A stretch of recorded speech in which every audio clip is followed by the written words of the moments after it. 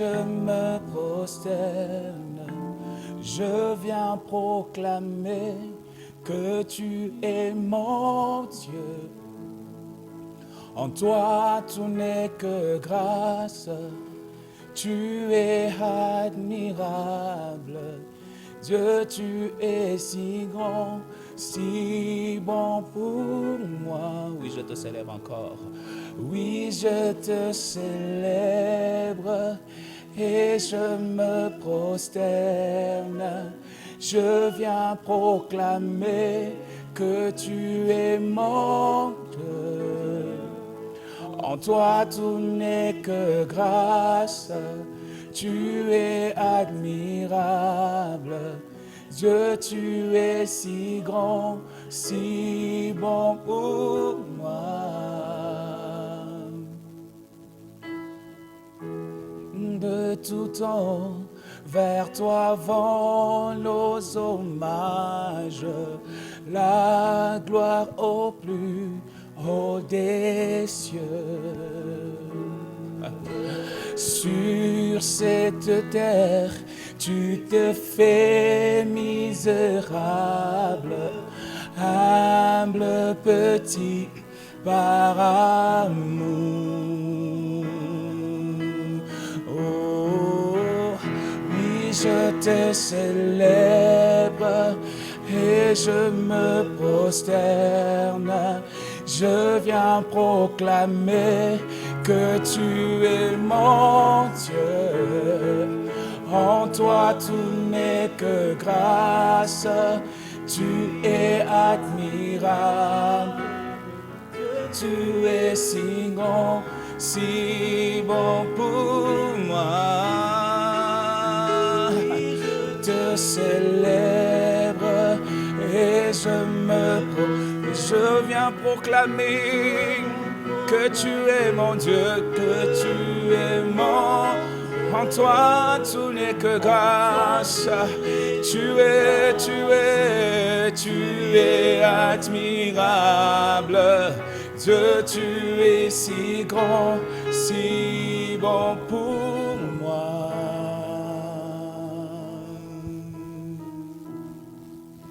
Tu es Yahweh, tu es Yahweh, tu es Yahweh, tu es Yahweh. Que Dieu vous bénisse au nom merveilleux de notre Seigneur et Sauveur Jésus-Christ. Amen. Et bonne fête de Pâques à tout le monde. Amen. Que Dieu vous bénisse abondamment. Amen. Alors aujourd'hui, j'ai choisi un thème pour vous. Comprendre l'essence de la résurrection du Christ dans ta vie. Comprendre l'essence de la Pâque. Comprendre l'essence de la résurrection du Christ dans ta vie. C'est ça le thème que nous allons voir cet après-midi.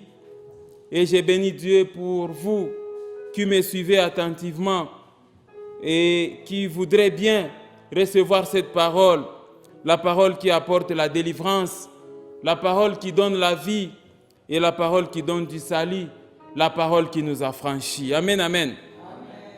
Tout chrétien doit avoir une compréhension de la Pâque. Il doit comprendre la Pâque, c'est quoi?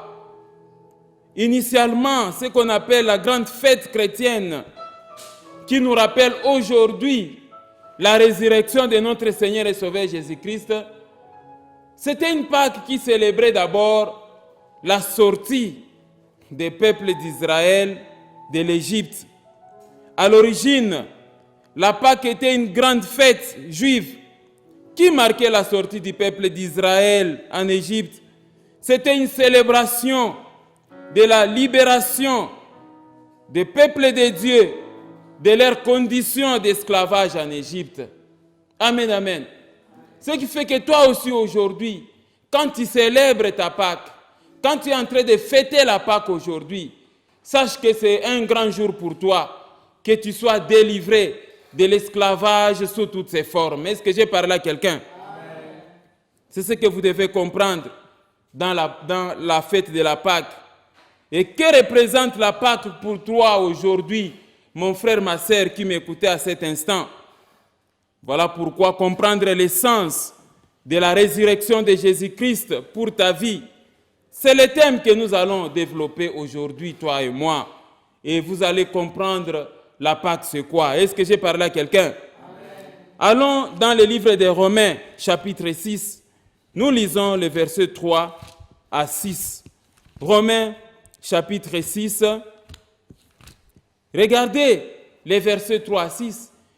Ignorez-vous, frères, que nous tous qui avons été baptisés en Jésus-Christ, c'est en sa mort que nous avons été baptisés. Verset 4. Nous avons donc été ensevelis avec lui par le baptême en sa mort, afin que comme Christ est ressuscité des morts par la gloire du Père, de même, nous aussi, nous marchons en nouveauté de vie. Verset 5. En effet, si nous sommes devenus une même plante avec lui par la conformité à sa mort, nous le serons aussi par la conformité à sa résurrection. Verset 6. Sachant que notre vieil homme, c'est-à-dire sachant que nos anciennes habitudes, nos anciennes mauvaises habitudes, sachant que notre vieil homme, notre ancienne nature a été crucifié avec lui, afin que le corps du péché fût détruit pour que nous ne soyons plus esclaves de quoi? Du péché. Amen, amen. Amen. Voilà ces versets qui expliquent ce qu'on entend par la résurrection de Jésus-Christ. À l'époque, comme je vous disais, on a fêté la Pâque. C'était tout simplement pour célébrer la sortie du peuple de Dieu de l'Égypte. C'est-à-dire le peuple a été libéré de l'esclavage des pharaons et de son armée. Amen, amen. Et aujourd'hui, nous célébrons la Pâque. Quand tu es en train de célébrer la Pâque, sache qu'aujourd'hui, ça veut dire que tes anciennes habitudes, toutes tes mauvaises habitudes ont été détruites à la croix de Golgotha et que tu dois devenir maintenant un homme nouveau, même dans la conduite. Voilà ce que ça signifie la Pâque. Est-ce que je parle à quelqu'un? Beaucoup de chrétiens ne comprennent pas l'essence de la Pâque. Ils voient seulement dans la résurrection de Jésus-Christ la victoire sur nos ennemis. Ils ne voient que la guérison, la délivrance de nos liens. Je ne sais pas moi, alliance ancestrale, victoire sur victoire. Nous sommes plus que vainqueurs, on a été guéris. Tout a été accompli à la croix de Golgotha. Il n'y a que des chrétiens qui ne se concentrent que sur ce point-là. Mais j'aimerais qu'aujourd'hui tu comprennes que la Pâque comprend beaucoup de choses. Amen, amen. Et des fois, on se console avec beaucoup d'émotions. Non, Christ a détruit toutes les autorités, les dominations à la croix de Golgotha. Il les a détruits, il les a cloués à la croix, tout est accompli. Nos maladies sont restées à la croix. Je t'informe que ce n'est pas seulement tes maladies qui sont restées à la croix, mais aussi ta vie de péché là. Il faut jeter ça à la croix. Est-ce que j'ai parlé à quelqu'un? Il n'y a point de condamnation pour ceux qui sont en Jésus-Christ. Jésus-Christ est mort, il est ressuscité, il est assis à la droite de Dieu, qui nous condamnera, qui accusera les élus de Dieu. Tout est accompli. Dans toutes choses, nous sommes plus que vainqueurs. Jésus-Christ est ressuscité. Donc, tout ce qui est dans notre vie va ressusciter. Mais je t'informe que laissez tes mauvaises habitudes-là dans la tombe de Jésus-Christ. Amen, amen. Ne ressuscite pas avec Jésus-Christ, avec l'ivrognerie, avec, je ne sais pas moi, les ambiances ou encore avec quoi que ce soit. Il y a des choses qui doivent rester à la croix, il y a des choses qui doivent rester dans la tombe de Jésus-Christ. Parce qu'il est écrit que nous sommes morts avec lui, nous avons été ensevelis avec lui, nous sommes ressuscités avec lui. nous devenons, donc nous marchons en nouveauté de vie. Est-ce que je parle à quelqu'un? C'est ça que vous devez comprendre. Pas seulement dans le sens de voir la victoire, la guérison, les succès, et je ne sais pas moi, la prospérité et la délivrance dans la Pâque. Dans la Pâque, il faut voir aussi l'abandon de quoi?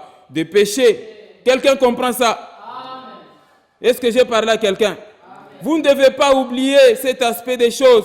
Mourir avec Jésus-Christ et ressusciter avec lui. Ça signifie l'abandon du péché.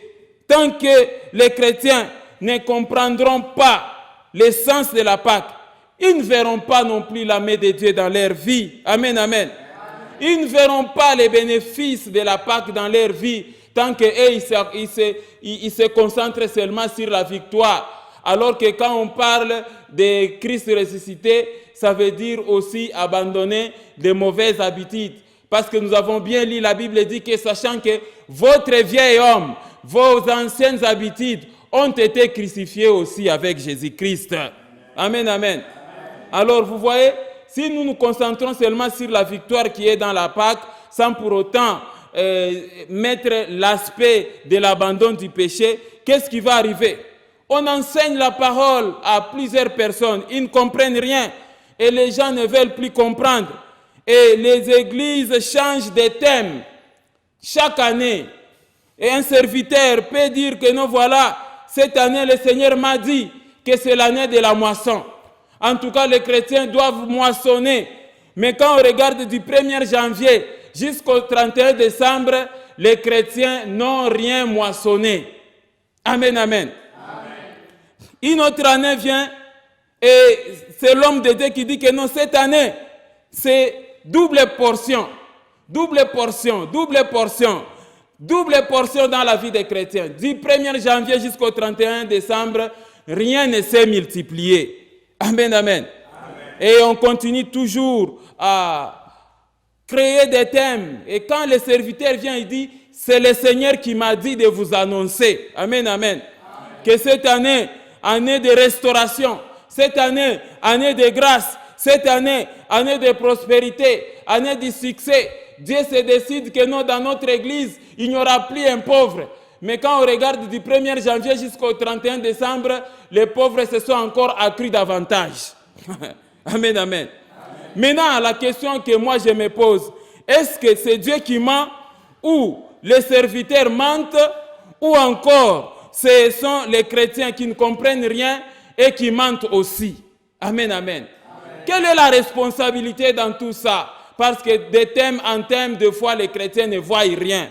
Tout ça, pourquoi? Parce que les gens ne comprennent pas l'essence de la Pâque. Est-ce que j'ai parlé à quelqu'un? Mais en ce qui concerne les mensonges, moi, je sais que Dieu ne peut pas mentir. Quand Dieu a annoncé à un serviteur quelque chose, il faut que ça se réalise. Amen. Nombre chapitre 23, verset 19 est très clair à ce sujet. Amen, amen. Si nous lisons le livre des Nombres, si nous allons dans le livre des Nombres, chapitre 23, la Bible, elle est très claire. Nombre, chapitre 23, regardez le verset 19. Dieu n'est point un homme pour mentir, ni un fils d'un homme pour se repentir. Ce qu'il a dit, ne le fera-t-il pas? Ce qu'il a déclaré, ne l'exécutera-t-il pas? Amen, amen. Alors, qui est en train de mentir, les chrétiens? Amen, amen. Est-ce que c'est les serviteurs ou c'est les chrétiens? Mais moi, je sais que Dieu ne dit que la vérité. Dans la bouche de Dieu, c'est la vérité qui sort. Et Dieu est derrière toujours sa parole pour l'exécuter. Donc, le mensonge est au niveau des hommes. Le mensonge n'est pas au niveau de Dieu. Amen, amen. Soit le serviteur a menti. Le serviteur vous a donné un mauvais thème. Il dit que non, Dieu m'a dit que non, c'est l'année, je ne sais pas moi, de la moisson, mais les gens n'ont pas moissonné. Soit c'est le serviteur qui a menti tout simplement. Dieu ne lui a jamais annoncé un tel thème à l'église. Amen, amen. Ou soit encore, le serviteur a dit la vérité. Rien que la vérité, effectivement, Dieu lui a parlé, mais du 1er janvier au 31 décembre, les chrétiens de son église se sont très mal comportés et ils n'ont pas vu ça. Amen, amen. Ils se sont mal conduits durant l'année en question. Alors maintenant, la Pâque que nous célébrons se résume dans plusieurs points fondamentaux, des points essentiels que vous devez comprendre. Il n'y a pas question de se lamenter que non, peut-être Dieu a vieilli ou encore Dieu n'agit pas. Non, non. Il faudrait que chacun de nous puisse regarder sa conduite. Amen, amen. Dieu n'est pas un homme pour mentir, ni un fils de l'homme pour se repentir. Voilà pourquoi aujourd'hui, des thèmes à thèmes, des thèmes qui changent, mais la vie des chrétiens ne change pas. Tout simplement parce que leur conduite aussi ne change pas. Amen. Je l'ai toujours répété que Dieu a toujours conditionné ses bénédictions. Amen. Dieu ordonne à la bénédiction de te suivre à une seule condition. Si tu gardes et mets en pratique quoi? Ses commandements. J'ai parlé à quelqu'un. Oui, ce n'est pas tout le monde d'ailleurs qui peut manquer. Hein. On peut annoncer, voilà, double portion ou année de moisson, année de prospérité. Mais quand quelqu'un marche dans la sanctification, la personne va vivre effectivement double portion. La personne va vivre effectivement le succès, la prospérité, parce qu'il marche dans la sanctification. Est-ce que j'ai parlé à quelqu'un? Alors, comprendre le sens de la résurrection de Jésus-Christ, chers chrétiens, je vous ai résumé ça en 5 points. Premièrement, quand on parle de la Pâque, quand on parle de la résurrection de Jésus-Christ, ça veut dire se regarder comme mort au péché. C'est ça la première signification de la Pâque. C'est-à-dire, vous devez vous regarder comme mort au péché. Est-ce que j'ai parlé à quelqu'un? On peut aller voir ça en Romains chapitre 6, le verset 11. Romains chapitre 6, nous lisons le verset 11. Ainsi vous-même, chacun peut même remplacer par son nom là-bas. Ainsi vous-même, regardez-vous comme mort au péché et comme vivant pour Dieu en Jésus-Christ. Amen. C'est ça la signification de la Pâque. Vous devez vous regarder comme mort au péché. Est-ce que j'ai parlé à quelqu'un? Face à une proposition de la séduction de ce monde, Dieu vous exhorte de vous considérer comme des morts. Dieu vous exhorte de vous considérer comme des cadavres. Un cadavre ne peut plus pécher. Même s'il était ivrogne de son vivant, aussitôt il meurt. Allez donner même un verre de bière s'il va boire. Amen, amen. Est-ce que j'ai parlé à quelqu'un? Quand Dieu te dit que non, vous devez vous considérer comme mort au péché, ça veut dire soyez inactifs vis-à-vis de la séduction de ce monde. Et c'est ça même la première signification de la Pâque. Est-ce que j'ai parlé à quelqu'un? C'est ça. Regardez-vous comme mort au péché. Même quand tu as été, je ne sais pas moi, séduit par une jeune fille, du moment où elle s'approche près de toi, tu peux même dire à la fille que non, non, moi je suis cadavre dans ce domaine-là. Amen, amen. J'ai parlé à quelqu'un. C'est ça que Dieu te demande tout simplement. Hein, parce qu'un cadavre ne peut plus pécher. Et Dieu te dit du moment où tu es vivant, considère-toi comme mort au péché. C'est-à-dire, vous avez été crucifiés ensemble avec Jésus-Christ. Aujourd'hui, donc vous étiez mort avec Jésus-Christ. Et aujourd'hui, vous êtes ressuscité avec Jésus-Christ. Donc la signification de la Pâque, ça signifie tout simplement se regarder comme mort au péché. Mais tant que tu es vivant, la compétition avec le diable, ça continue. Parce que le diable va continuer encore à te tenter, à te proposer des séductions. Amen, amen. C'est la mort qui met fin à la compétition, à ta compétition spirituelle avec le diable. Est-ce que j'ai parlé à quelqu'un? Ça veut dire en d'autres termes, le diable arrête de combattre un être humain que quand l'être humain meurt. Donc nous aussi, nous devons arrêter la vie des péchés. C'est ça, mourir en Jésus-Christ. Mourir avec Jésus-Christ, ça ne doit pas être vraiment un slogan que non, non, mourir ensemble avec Jésus-Christ, nous avons été crucifiés ensemble avec lui, et voilà aujourd'hui c'est la Pâque, nous sommes ressuscités avec lui. Christ ressuscité ne pêche plus. Christ ressuscité, le péché n'a plus de pouvoir sur lui. Est-ce que j'ai parlé à quelqu'un? Puisque initialement parler de la Pâque, ça veut dire célébrer une fête pour avoir été libéré de l'esclavage des pharaons. Aujourd'hui aussi, quand tu célèbres ta Pâque, ça veut dire que désormais là, tu te décides que non, tu n'es plus esclave du péché. Est-ce que j'ai parlé à quelqu'un? Vous devez mourir dans tous ces domaines-là. Amen, amen. Arrêtez la vie des péchés. Voilà pourquoi la première signification même de la Pâque, ça signifie se regarder comme mort au péché. C'est-à-dire mourir dans les domaines des injures. Amen, amen. Mourir dans les domaines des bagarres, les ambiances, l'ivrognerie, les querelles, les jalousies, les rancines, l'adultère, tout ça, les instabilités au foyer, vous devez vous considérer comme mort dans tous ces domaines. Amen. Ce n'est pas moi qui l'ai dit. Lisons Colossiens chapitre 3, versets 5 à 6. Vous allez voir que c'est ce que la parole de Dieu est en train de dire. Je disais qu'on a eu Colossiens chapitre 3, versets 5 à 6. Est-ce que je parle à quelqu'un?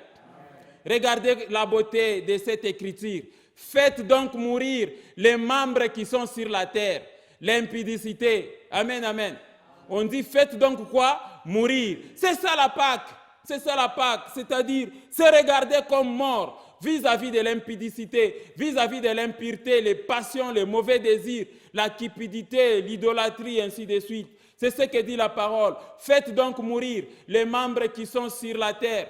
L'impudicité, c'est-à-dire tout ce que vous connaissez comme adultère et autre chose. L'impureté, c'est-à-dire toucher aux fétiches. Ne touchez jamais aux fétiches. Les passions, c'est-à-dire tout ce qu'il y a comme désir et convoitise. Les mauvais désirs et la cupidité, l'amour exagéré de l'argent, qui est une idolâtrie. Faites donc mourir toutes ces choses. Regardez le verset 6. C'est à cause de ces choses que la colère de Dieu vient sur les fils de quoi? De qui? De la rébellion. Amen, amen. C'est-à-dire quoi? Quand Dieu observe ces choses dans ta vie, tu produis la colère dans son cœur. Amen. C'est-à-dire, pour Dieu, tu es un rebelle vis-à-vis de lui. Voilà pourquoi, quand il regarde le sang de Jésus-Christ, le sacrifice ultime, Jésus-Christ a sacrifié de son sang à la croix de Golgotha pour te sauver. Il a été flagellé, il a connu une mort honteuse, il a porté une couronne d'épines et il a été enseveli. Il est ressuscité pour que toi tu puisses avoir le salut. Mais si après tout ça, le Seigneur voit que non, il voit encore de l'impudicité, de l'impureté, de l'idolâtrie, de la cupidité dans ta vie, à ce moment-là, il te considère comme fils de rébellion. Et ça crée la colère dans son cœur. Amen. Voilà pourquoi il exhorte aux chrétiens, il dit, faites donc mourir, amen, amen, les membres qui sont sur la terre. Faites donc mourir tous les organismes là qui activent votre vie de péché. Vous devez donc faire mourir ça. Est-ce que j'ai parlé à quelqu'un? Amen. Hein? Donc mourir avec Jésus et ressusciter avec lui signifie l'abandon de la vie des péchés, se regarder comme mort au péché et comme vivant pour Dieu. C'est ça, marcher en nouveauté de vie. Amen, amen. Est-ce que j'ai parlé à quelqu'un? Regardez des bonnes illustrations que Jésus-Christ donne à propos même de la Pâque. Donc vous devez comprendre l'essence de la Pâque comme je suis en train de vous enseigner là d'abord. Ne mettez pas, oh non, voilà, il a pris toutes nos maladies, donc tout doit être ressuscité dans nos vies. C'est la guérison, oh je ne sais pas moi, c'est le succès, c'est l'argent, c'est la prospérité, c'est le voyage, tout ça. Non. Amen, amen. La Pâque doit d'abord signifier dans ta vie la repentance. Vous abandonnez la vie des péchés, vous abandonnez les vieils hommes et vous marchez en nouveauté de vie. Est-ce que j'ai parlé à quelqu'un?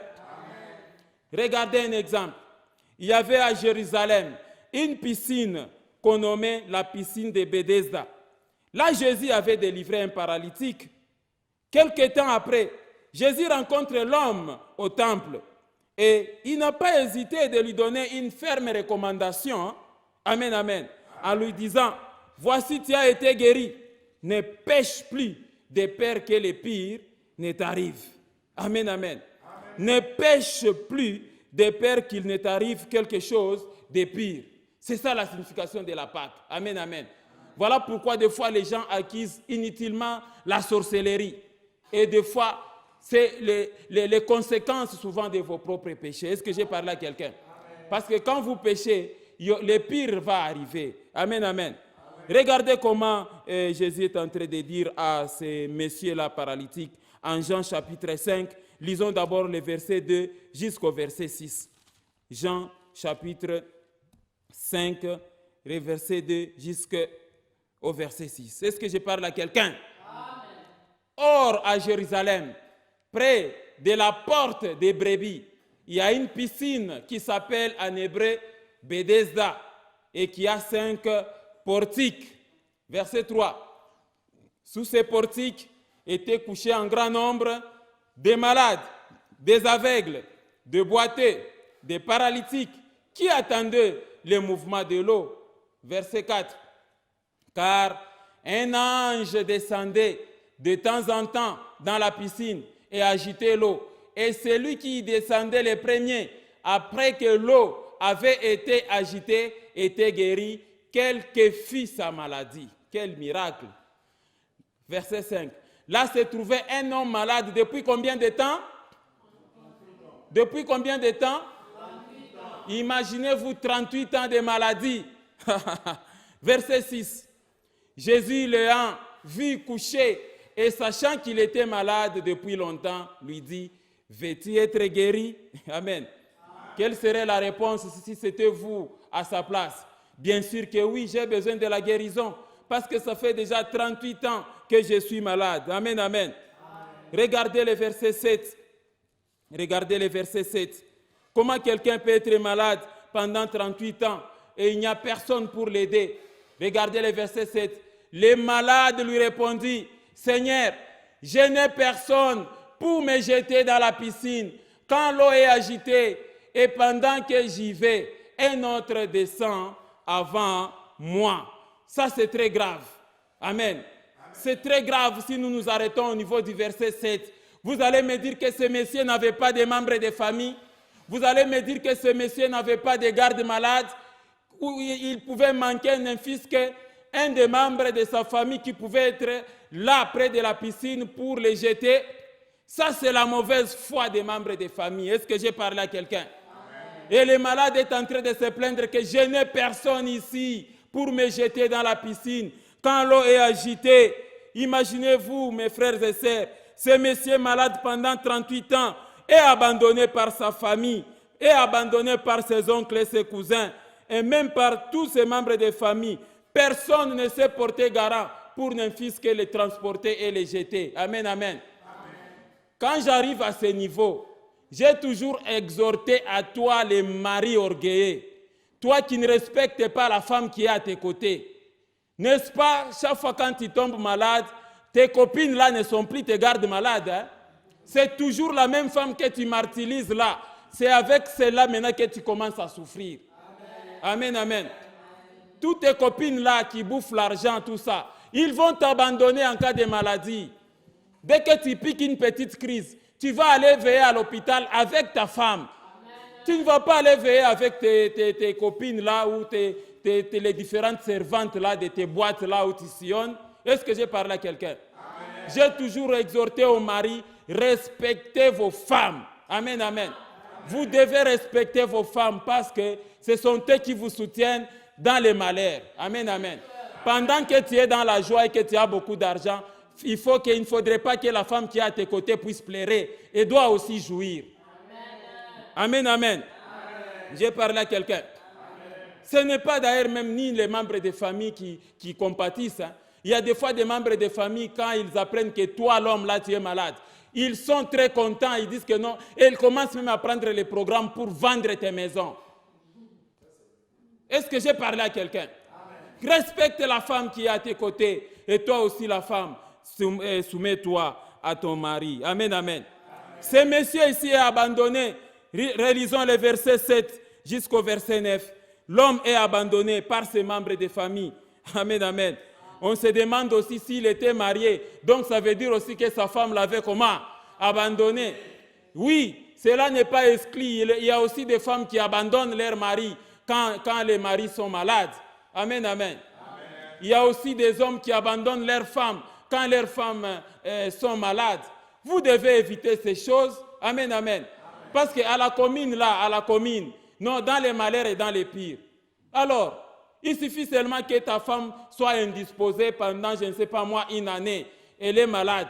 C'est fini là, tu commences à te lamenter et commencer à vagabonder sexuellement. Est-ce que c'est ce que dit la parole?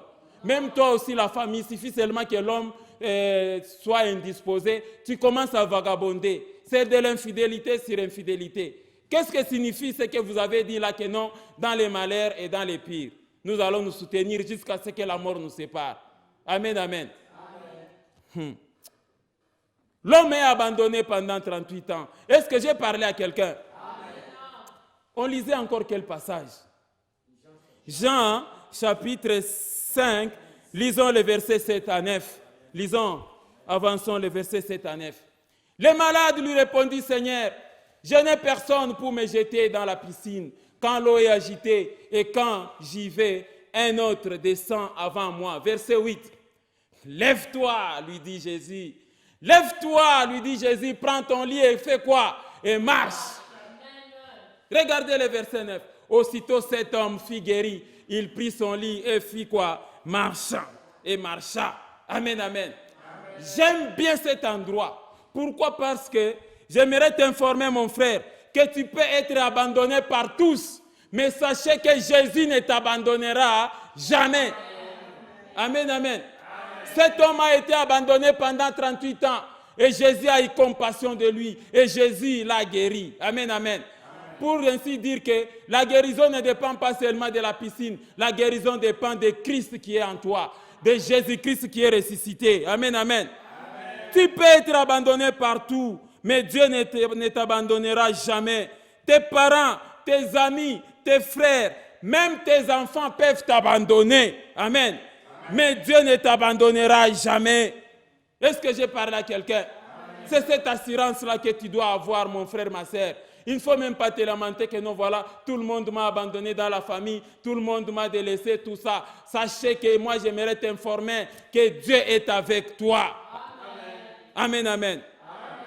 Je vous lis rapidement Hébreux chapitre 13, verset 5. La Bible est très claire là-dessus. Là où Dieu lui-même est en train de nous assurer qu'il ne peut jamais nous délaisser, qu'il ne peut jamais nous abandonner. Est-ce que j'ai parlé à quelqu'un? Dieu ne nous abandonnera jamais. C'est ça l'assurance du chrétien. Voilà ce que dit le livre d'Hébreux. Hébreux chapitre 13. Nous lisons les versets 5. Ne vous livrez pas à l'amour de l'argent. Contentez-vous de ce que vous avez, car Dieu lui-même a dit, je ne te délaisserai jamais, je ne te délaisserai point, et je ne t'abandonnerai point. Ne vous livrez pas à l'amour de l'argent, contentez-vous de ce que vous avez, car Dieu lui-même a dit, je ne te délaisserai point, et je ne t'abandonnerai point. Amen, amen. Je voulais dire à quelqu'un qui a été abandonné, essuie tes larmes parce que le Seigneur ne t'abandonnera jamais. Amen. Est-ce que je suis en train de vous enseigner que non, divorcez maintenant dans vos familles parce que Dieu sera avec vous? Non, je ne dis pas ces choses. Il y a certains hommes qui peuvent dire peut-être à sa femme que non, pars, tu peux partir, mais Dieu sera avec moi. Non, non. Amen, amen. Tu ne peux pas non plus dire à la femme, et toi aussi la femme, tu ne peux pas dire à ton mari, hein, tu peux partir. D'ailleurs, on nous a enseigné que même si tu m'as abandonné, tu peux m'abandonner, mais Dieu ne m'abandonnera jamais. Est-ce que moi, je vous ai dit de tenir des langages comme ça? Non. Je reviens à ce passage qui dit que l'homme ne sépare pas ce que Dieu a uni. Amen. Toi, là, qui es en processus de divorce, arrête ce que tu es en train de faire et comprends l'enseignement. Est-ce que j'ai parlé à quelqu'un?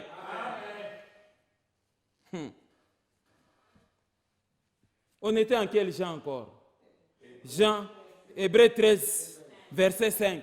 Dieu ne peut jamais t'abandonner. Tel est le cas aussi quand vous lisez Matthieu chapitre 28, verset 20. Jésus nous rassure et il dit, voici je suis toujours avec vous, tous les jours de votre vie, jusqu'à la fin des temps. Je serai toujours avec vous. Le Christ nous a dit ça. Amen, amen. C'est ça. Et il dit, et enseigne, Matthieu chapitre 28, verset 20, et enseignez-leur à observer tout ce que je vous ai prescrit. Amen. Est-ce qu'on demande ici de vous enseigner seulement la prospérité ou encore de vous prophétiser la victoire, tout ça, ainsi de suite? Non. Jésus dit aux disciples, enseignez aux chrétiens d'observer quoi? Les commandements. Et voici, je suis avec vous tous les jours jusqu'à la fin de quoi? Du monde. Amen. Ne te sens pas abandonné, mon frère, ma sœur. Amen, amen. Même si, je ne sais pas moi, dans les partages de vos héritages ou bien dans les partages, je ne sais pas moi, de quoi que ce soit, tu n'as rien eu. sachez que tu es héritier de Dieu. Tu es le co-héritier du Christ. Amen. Le Seigneur est capable de te donner au-delà de ce que tous les autres là se sont partagés. Est-ce que j'ai parlé à quelqu'un? Comprends ces choses, papa. Comprends ces choses, maman. Comprends ces choses, mon frère, ma sœur. Et tu comprendras aussi que c'est ça l'essence de la résurrection. Est-ce que j'ai parlé à quelqu'un? Le paralytique était donc abandonné et il était abandonné à son propre sort. Continuons en Jean chapitre 5, lisons les versets 10 jusqu'au verset 13. Allons-y rapidement en Jean chapitre 5. Est-ce que j'ai parlé à quelqu'un? C'était un jour de sabbat. Les Juifs dirent donc à celui qui avait été guéri, c'est le sabbat, il ne t'est pas permis d'emporter ton lit. Verset 11. Il leur répondit, c'est lui qui m'a guéri, m'a dit, prends ton lit et fais quoi? Et marche. Verset 12. Et ils lui demandèrent, qui est l'homme qui t'a dit, prends ton lit et marche? Verset 13. Mais celui qui avait été guéri ne savait pas qui c'était, car Jésus avait disparu de la foule qui était en ces lieux-là. Maintenant, regardez la beauté du verset 14. Ça, j'aime. Amen, amen. Regardez le verset 14. Le verset 14 est très clair. Parce que plus tard, Jésus va maintenant rencontrer la personne. Regardez le verset 14. Depuis ça signifie combien de temps, on ne sait pas. Peut-être c'est un mois, peut-être c'est une année après. Depuis, Jésus les trouva. Jésus trouva les paralytiques dans le temple et lui dit, voici tu as été guéri. Ne pêche plus de peur qu'il ne t'arrive quelque chose de quoi? De pire. Amen, amen. Est-ce que quelqu'un comprend ces passages? Amen. C'est ça l'essence de la Pâque. Maintenant que Jésus-Christ est ressuscité et que tu as été délivré, ne pêche plus de peur que le pire ne t'arrive. Je parle à quelqu'un? Amen, amen. Amen. Donc, la résurrection de Jésus-Christ pour ta vie signifie l'abandon du péché, signifie se regarder mort au péché. Beaucoup de chrétiens se plaignent que non, voilà, moi, un serviteur de Dieu a prié pour moi et j'ai vu les résultats, j'ai été guéri. Quelques temps après, voilà encore, je suis retombé malade. Amen, amen. En tout cas, ce serviteur-là n'a pas d'effet ou je ne sais pas moi, c'est revenu. Ok, amen, amen. Mais pose-toi aussi la question, est-ce que tu as gardé ta délivrance? Amen. Quand Jésus dit aux paralytiques, attention, ne pêche plus de peur que le pire ne t'arrive, c'est-à-dire cette fois-ci, ça ne sera pas seulement la paralysie. Si tu oses encore pécher, ça ne sera pas seulement la paralysie, ça sera aussi la dysenterie, ça sera aussi, je ne sais pas moi, quelle maladie encore que vous connaissez. Ça sera encore le sida, ça sera encore je ne sais pas moi quoi. C'est ça. Ne pêche plus de peur que le pire ne t'arrive. Il ne faut pas incriminer le serviteur qui a prié pour toi. Mais laisse-moi t'informer aussi que la délivrance se conserve. Quand tu as été délivré dans un domaine, il faut conserver la délivrance par ta marche dans la sanctification. J'ai parlé à quelqu'un. Le pasteur n'est pas responsable de ta vie. Le pasteur ne doit pas te prendre en charge à 100%. Pourquoi? Parce que lui aussi, il a ses problèmes. Quand le pasteur a aussi le temps de prier pour ses propres problèmes parce qu'il est aussi en compétition avec le diable. Amen, amen. Est-ce que j'ai parlé à quelqu'un? Je reviendrai sur ces choses pour que vous ne puissiez pas être ces chrétiens-là, esclaves des prières des serviteurs. Partout là, tu veux seulement compris pour toi. Tu veux compris pour toi. On doit toujours prier pour toi comme si toi, tu n'as pas la bouche pour aussi parler à Dieu. Amen, amen. Deuxième signification de la Pâque. Deuxième signification de la Pâque. J'ai dit, première signification signifie se regarder comme mort au péché. Deuxième signification de la Pâque signifie marcher en nouveauté de vie. Amen. Lisons Romains chapitre 6, versets 4 à 6. Nous lisons ces passages. Vous allez voir. Revenons rapidement. Nous avons donc été ensevelis avec lui, c'est-à-dire nous sommes morts avec Jésus, n'est-ce pas, par le baptême à sa mort, afin que comme Christ est ressuscité des morts par la gloire du Père, de même aussi nous faisons quoi? Nous marchons en nouveauté de vie. sachant que notre vieil homme a été crucifié avec lui, afin que le corps du péché fût détruit pour que nous ne soyons plus esclaves de quoi? Du péché. C'est ça. Et pourquoi tu es toujours cette femme-là infidèle au foyer depuis qu'on t'avait épousée? Pourquoi tu es toujours ce mari-là aussi infidèle au foyer depuis que tu as épousé? Pourquoi tu es ce chrétien-là qui ne change jamais, ça fait des années, des années? Est-ce que tu peux attendre des bénédictions dans ces conditions-là? Célébrer la Pâque, c'est se décider de mener une nouvelle vie en Christ. Le changement de mentalité, c'est se repentir. Amen, amen. C'est votre décision personnelle provenant du centre de votre cœur et de votre volonté, votre choix, votre libre arbitre. Après avoir écouté la parole, comme je t'enseigne là, tu prends toi-même des grandes décisions. Amen, amen. Mais regardez les erreurs de nous, les serviteurs. Amen, amen. Et ce sont des erreurs très graves. Pourquoi? C'est quand vous vous glorifiez de la délivrance de votre fidèle. Vous commencez à vous glorifier. Est-ce que c'est permis ça dans la parole? Non. Amen. Regardez par exemple, surtout chez les serviteurs qui sont indiscrets. Il dit, tu vois celle-là, elle était une prostituée, mais moi, j'ai mis fin à sa prostitution. Est-ce que c'est toi qui as mis fin à la prostitution de la fille ou de la femme? Amen, amen. S'il n'y a que Dieu qui délivre, toi tu n'as été qu'un instrument inutile. Amen, amen. Il dit, tu vois ce monsieur-là, c'était un grand ivrogne, hein? C'est moi qui je l'ai délivré, moi. Je l'ai tiré de la vie des ambiances, c'est moi. Oh, serviteur de Dieu, est-ce que tu dois te glorifier de la sorte? Amen, amen. Tu vois cette femme-là, elle était stérile, hein, mais elle est venue chez moi. J'ai juste imposé les mains et les enfants sont là. C'est moi, donc je suis en train de les faire naître. La conception est venue de moi. Est-ce que cette conception est venue de toi? Non. Tu n'as été qu'un instrument inutile. Amen, amen. Donc, serviteur de Dieu, attention avec ton orgueil. Ne t'enorgueillis pas quand Dieu t'utilise dans l'opération des miracles. C'est lui qui délivre et c'est lui qui fait toutes ces choses. C'est qui? Dieu. Paul insiste aux Corinthiens, il dit, nous faisons des démonstrations de puissance afin que cette grande puissance et cette gloire soient attribuées à Dieu et non à nous. Amen, amen. C'est ça. Voilà ce que vous devez comprendre. Et vous ne devez pas aller commencer à faire la publicité partout. Non, tu vois cette autorité-là, c'est moi qui prie pour lui. Tu vois la femme de telle autorité, c'est moi qui prie pour lui. Tu vois ces grands commerçants-là, oh non, non, c'est moi qui prie pour lui. Il m'appelle chaque fois quand il a un cas. Est-ce que c'est normal ça? Amen, amen. Ah bon? Ça devient une publicité parce que tu es en train de prier pour quelqu'un. Ça devient une publicité. Il faut maintenant commencer à dire partout que non, c'est toi qui as délivré telle ou telle autre personne. Ça ne doit pas être une publicité. Et dans la plupart des cas, vous allez voir, quand Jésus délivre une personne, il s'est retiré de la foule. Ou bien il dit, ne dis à personne. Amen, amen. Amen. Mais pourquoi aimer des caméras quand vous opérez des miracles? Est-ce que j'ai parlé à quelqu'un? Nous nous enseignons ce qui a été prescrit. Enseigner les chrétiens à pratiquer les commandements plutôt que d'activer les gens par des spectacles, des miracles. Amen, amen. Est-ce que j'ai parlé à quelqu'un? Ça, c'est ça la signification de la Pâque. Amen, amen. Et ça ne doit pas être la publicité. Et parce que quand il dit que non,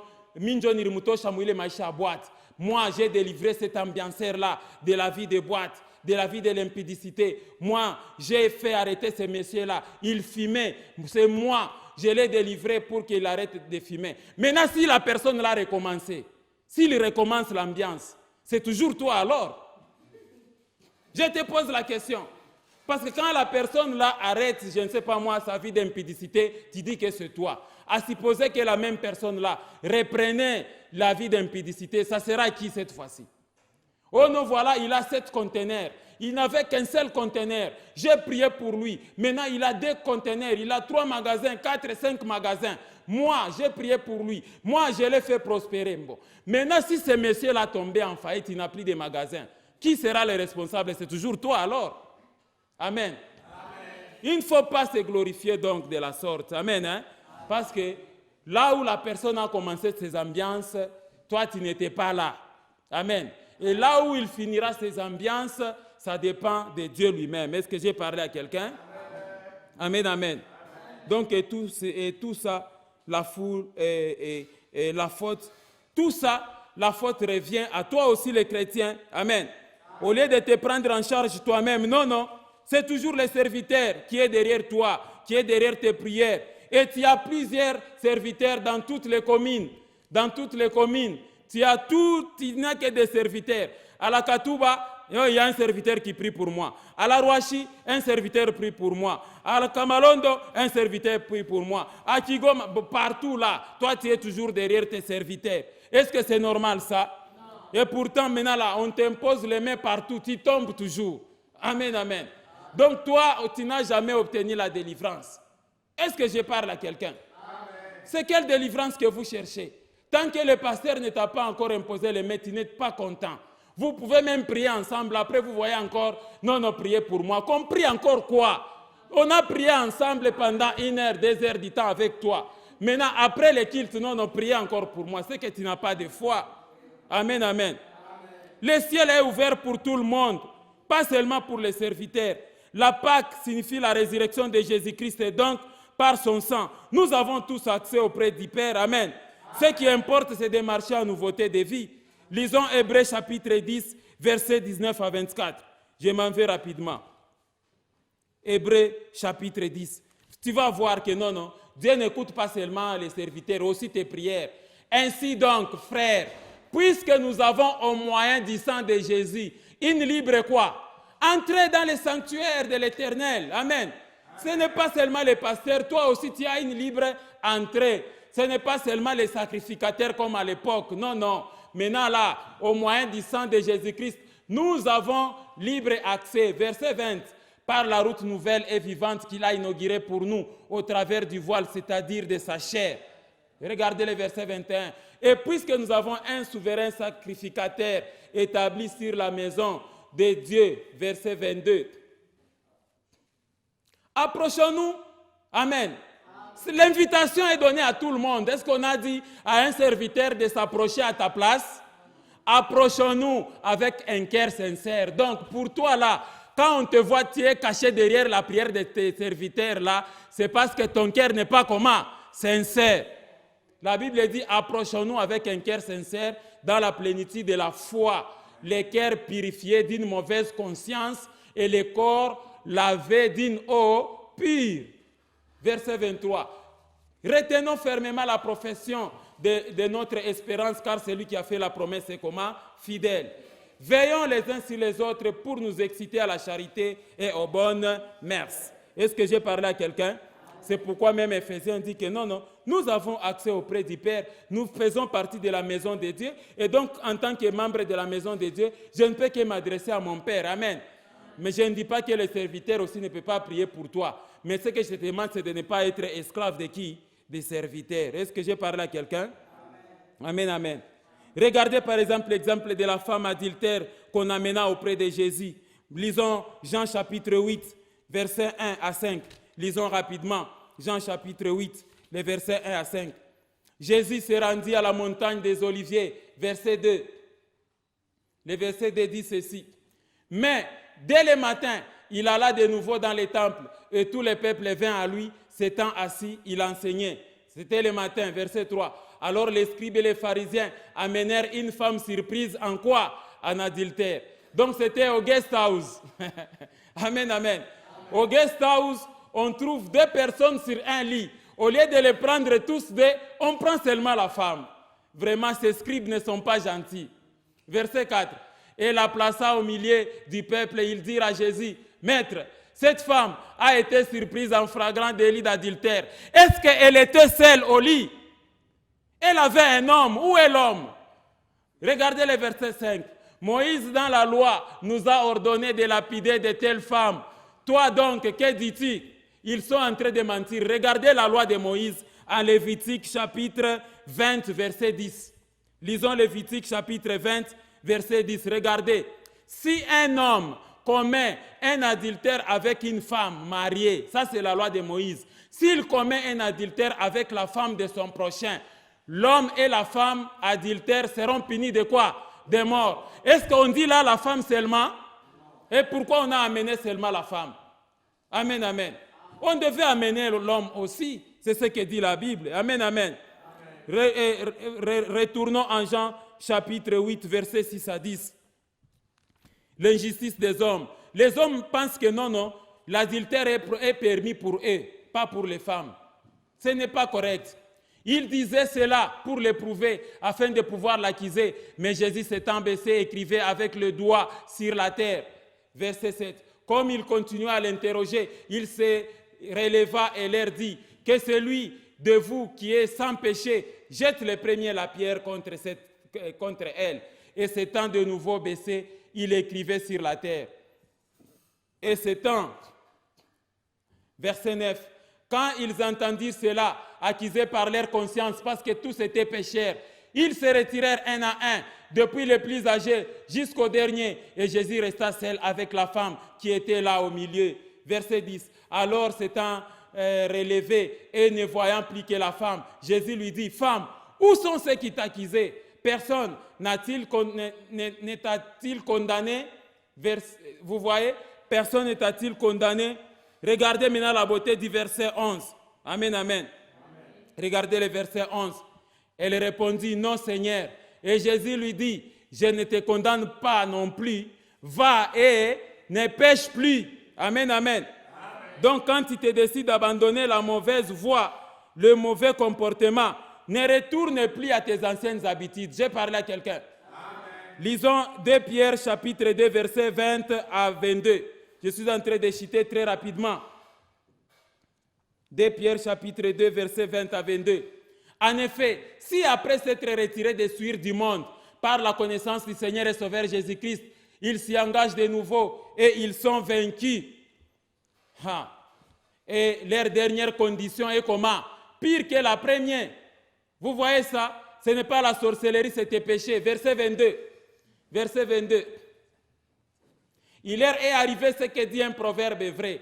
Le chien est retourné à ce qu'il a vomi et la truie lavée s'est vautrée dans les bourbiers. Comme les Quinois disent que non, le jour où il faut manger les cochons, c'est le jour où il faut les laver. Parce que quand il lave les cochons, il va encore retourner dans Oh, Damouya Yesu, que le sang de Jésus nous lave. Tu prends 1 heure du temps. Bon, le sang de Jésus t'a lavé après, et le soir, 2 jours après, encore dans tes saletés. C'est ça la résurrection de Jésus? Non. Amen, amen. Amen, amen. Bon, toi, tu cherches le divorce, pourquoi? C'est-à-dire, tu veux encore devenir célibataire. Tu n'es pas différent du cochon qui rentre dans les bourbiers. Amen, amen. Est-ce que j'ai parlé à quelqu'un? Donc, réconciliez-vous, vous là qui cherchez le divorce, réconciliez-vous. Troisième signification de la Pâque, je commence à aller très rapidement parce qu'il me reste peu de temps. Il faut identifier sa mort à Jésus et restaurer ce que le diable a détruit. Amen. Ou ce que le diable veut détruire. Romains chapitre 7, verset 4. Romains 7, verset 4. De même, mes frères, vous aussi, vous avez été par le corps du Christ mis à mort en ce qui concerne la loi, pour que vous apparteniez à un autre, à celui qui est ressuscité des morts, afin que nous portions des fruits pour qui? Pour Dieu. Chaque jour de ta vie, tu dois savoir que ce corps, c'est rien. Donc ne mets pas ton orgueil dans le corps humain. Donc un corps sans Christ en lui, c'est un corps sans vie. Amen, amen. Christ est la vie de notre corps. Voilà pourquoi vous devez accepter Jésus-Christ comme Seigneur et Sauveur. C'est ça la signification de la Pâque. La véritable expression de la Pâque, c'est identifier ta mort et laisser la vie de Christ vivre en toi. Regardez Romains 8, verset 10. Regardez Romains 8, verset 10. Et si Christ est en vous, le corps, il est vrai, est mort à cause du péché, mais l'esprit est vie à cause de la justice. Amen.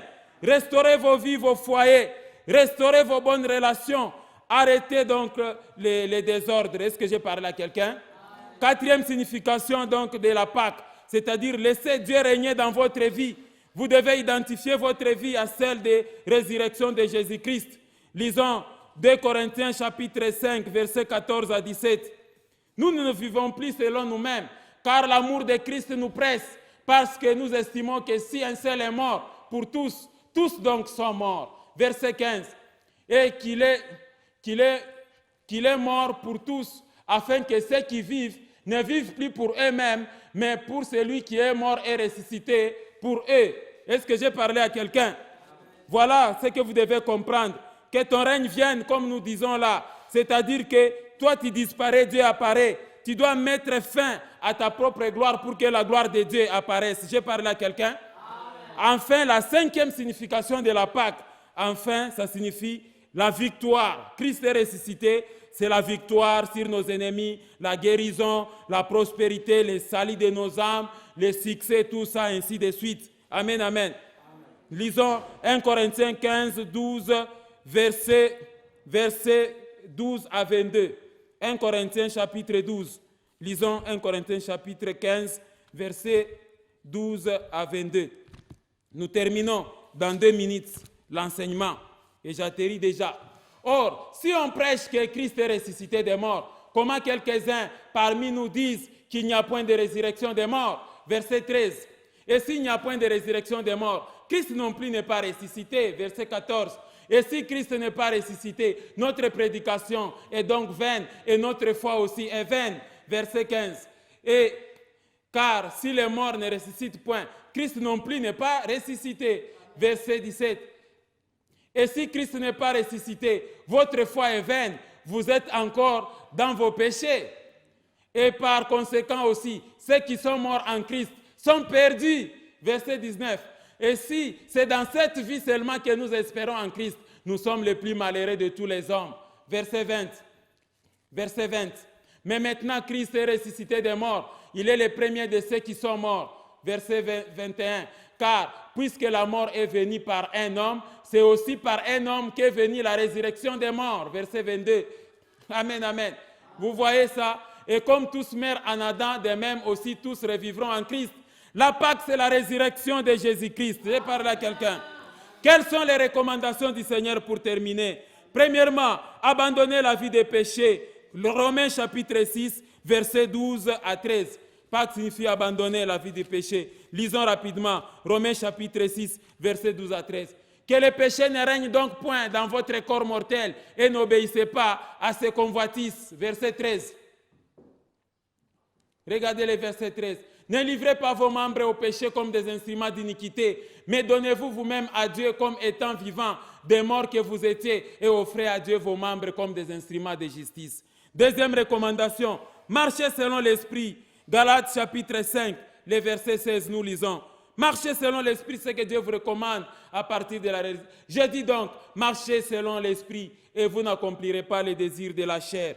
Vivez pour Christ et laissez vos anciennes habitudes à la croix. Regardez Galates chapitre 2, verset 20. Est très clair à ce sujet. C'est ça la signification de la Pâque. J'ai été crucifié avec Christ. Et si je vis, ce n'est plus moi qui vis, c'est Christ qui vit en moi. Si je vis maintenant dans la chair, je vis dans la foi au Fils de Dieu qui m'a aimé et qui s'est livré lui-même pour moi. Regardez Galates 5, verset 24. Amen, amen. Voilà la signification. Ceux qui sont en Jésus-Christ ont crucifié la chair avec ses passions et ses désirs. Est-ce que j'ai parlé à quelqu'un? Donc le résumé, vous le trouvez dans ces tableaux-là qui résument tout. C'est que ça signifie la Pâque. Que signifie la résurrection de Jésus-Christ dans votre vie? Voilà l'essence de la Pâque. Premièrement, c'est regarder comme mort au péché. Deuxièmement, marcher en nouveauté de vie. Troisièmement, la restauration de ta vie. L'identification de la mort de Jésus dans ta vie. Quatrièmement, laissez Dieu régner dans votre vie. Cinquièmement, Christ ressuscité, c'est ta délivrance, c'est la victoire, c'est la prospérité, c'est le succès, c'est l'accès auprès du Père. Est-ce que j'ai parlé à quelqu'un? Voilà l'enseignement. Que Dieu vous bénisse au nom de Jésus-Christ. Voilà l'enseignement. Que Dieu vous bénisse. Que tu es mon Dieu. En toi tout n'est que grâce. Tu es admirable. Dieu, tu es si grand, si bon pour moi. De tout temps, vers toi vont nos hommages, la gloire au plus haut des cieux. Sur sur cette terre, tu te fais misérable, humble petit par amour.